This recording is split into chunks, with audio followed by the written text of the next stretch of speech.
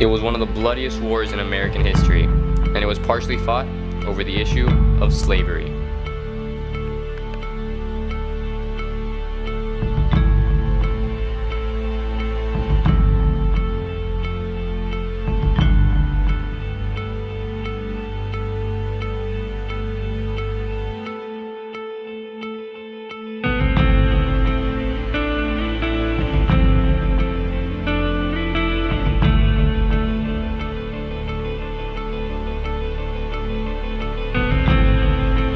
Both Union generals and Confederate generals were hesitant to enlist black soldiers in the army.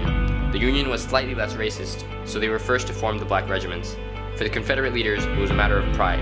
As they saw it, the blacks were not fit for battle, and they did not want to accept the help of those they saw as below them. However, not all Confederate leaders saw it this way. In December 1863, a Confederate general named Patrick R. Cleburne wrote a memorandum advocating for the inclusion of blacks in the Confederate Army and sent it around to his fellow officers. The immediate effect of the emancipation and enrollment of Negroes on the military strength of the South would be to enable us to have armies numerically superior to those of the North, and a reserve of any size we might think necessary, to enable us to take the offensive, move forward, and forage on the enemy. Patrick R. Cleburne.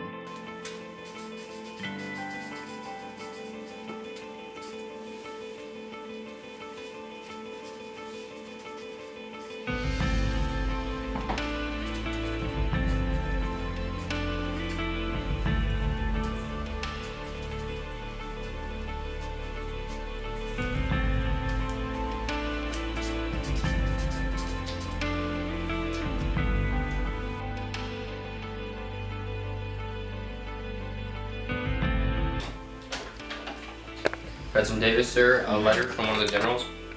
Thank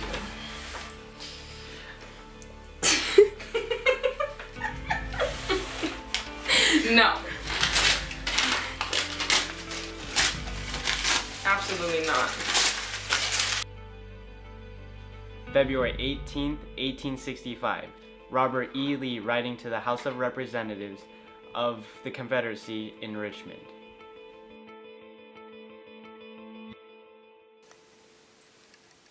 Sir, I have the honor to acknowledge the receipt of your letter of the 12th instant with reference to the employment of Negroes as soldiers. In answer to your second question, I can only say that, in my opinion, the Negro, under proper circumstances, will make an efficient soldier. They possess all the physical qualifications, and their habits of obedience constitute a good foundation for discipline. The day March 8, 1865, the Confederate Senate would vote on a bill made by Congressman Ethelbert Barksdale of Mississippi after Robert E. Lee's military order. All those in favor for allowing the black man to aid in maintaining possession of the Confederate States, repelling the enemy, and fighting alongside the Confederate troops with permission from their owners, please say aye. Aye. Those against the bill, please say nay. Nay. The Senate has made their decision by a one-vote margin. The black man will now fight alongside the white man for the greater good of the Confederacy. Case dismissed. On March 13, 1865, a version of the Barksdale Bill would be signed into law by Jefferson Davis's administration. Hence the term Neo-Confederates was born, and this included the tens of thousands of blacks that loyally fought for the Confederacy.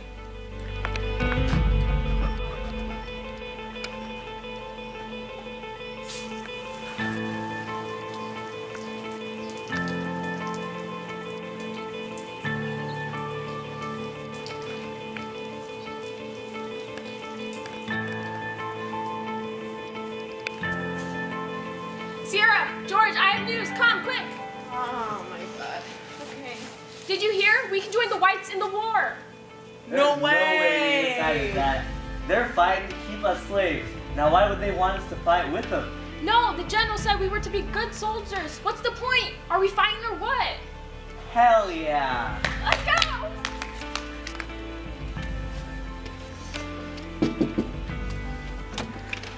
What do you want? So I heard us slaves can go fight in the war, and we need your permission, sir.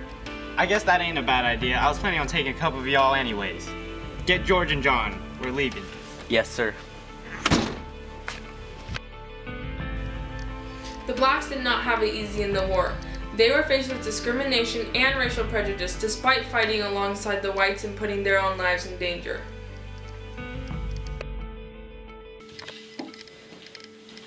What's your name, slave? John Williams, sir! How about you? I can write my own name. Alright.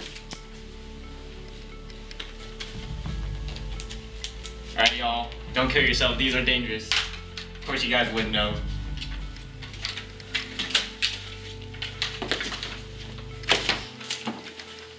Letting slaves fight.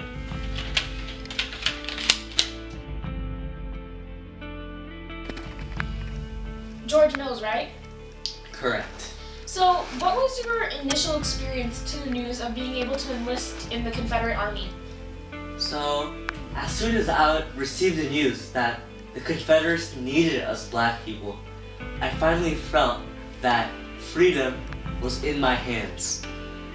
I knew that this would be my chance, so I was naturally inclined to go ask my master, hoping that he would agree or grant my wish.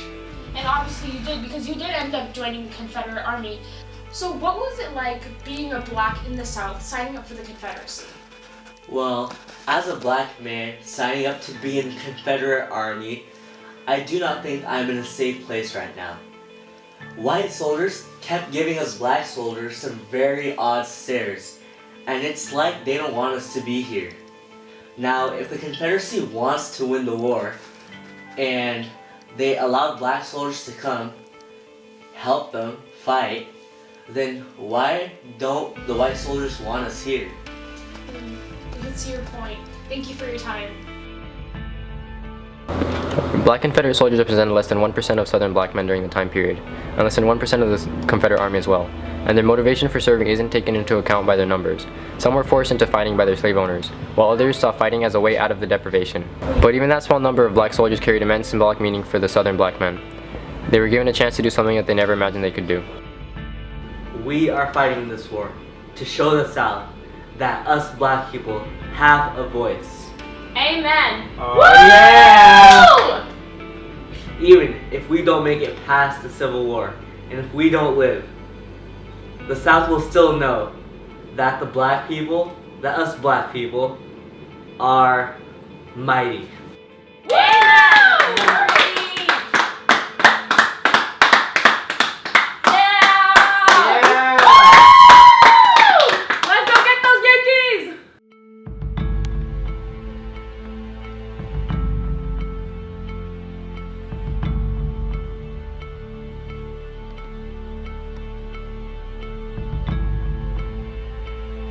Forward march, left, left, left, right, left, left, left, left, right, left, and halt.